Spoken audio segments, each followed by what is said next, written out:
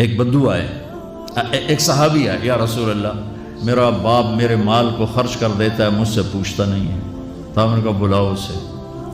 ان کو جب بلایا گیا تو اس نے پوچھا کیوں بلا رہے ہیں؟ کہ تیرے بیٹے نے شکایت کی۔ تو ان کو اتنا دکھ ہوا، انہوں نے چند اشعار پڑھے دل ہی دل میں، زبان پہ نہیں، دل ہی دل میں، اور مجلس میں آ گئے۔ جب پہنچے دربار رسالت تو جبریل آئے ہوئے، یا رسول اللہ اللہ تعالیٰ کہہ رہے ہیں اس کا مسئلہ بعد میں سنیں، اس سے کہیں وہ شعر سنا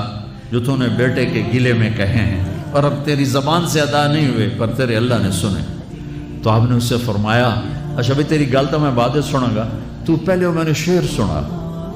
ان کا اشہد انک رسول اللہ، میں گواہی دیتا ہوں آپ اللہ کے رسول ہیں۔ یا رسول اللہ میں نے دکھ میں چند اشعار زبان سے نہیں دل ہی دل میں دہرائے تھے، اور آپ کے رب نے عرشوں پہ سنا، واقعی آپ کا رب بھی سچا اور آپ بھی سچے۔ آپ نے کہا کیا کہا تھا؟ کہا میرے بیٹے جس دن تو پیدا ہوا ہم نے اس دن اپنی ذات کے لیے جینا چھوڑ دیا،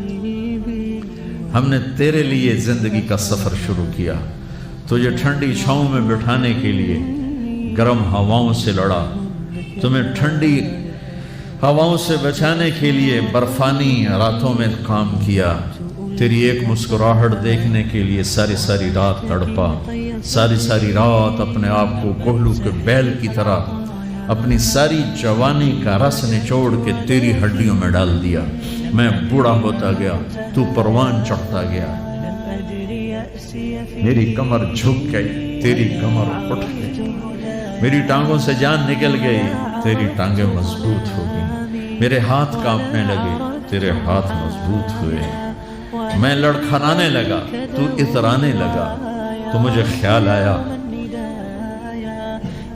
کہ جیسے میں اس کے لیے دھکے کھاتا تھا،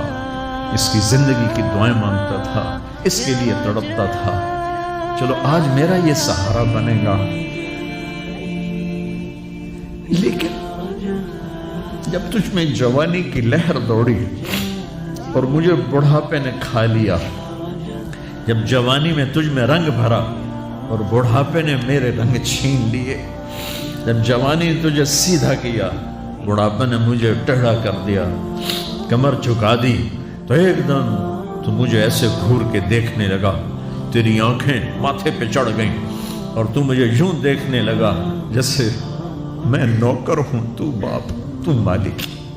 تو میں نے اپنی 30 سالہ زندگی کو جھٹلا دیا کہ ہاں ہاں میں باپ نہیں ہوں، میں نوکر ہوں، یہ میرا سردار ہے۔ اگر یہ بیٹا ہوتا تو یوں تو نہ کرتا، اس نے میری راتوں کے تڑپنے کو بھلایا، میرے گرمی سردی سے لڑنے کو بھلایا، کولو کے بیل کی طرح میرے چکر کاٹنے کو بھلایا، اپنی خوشیوں کو دفن کر دیا اپنے سینے میں،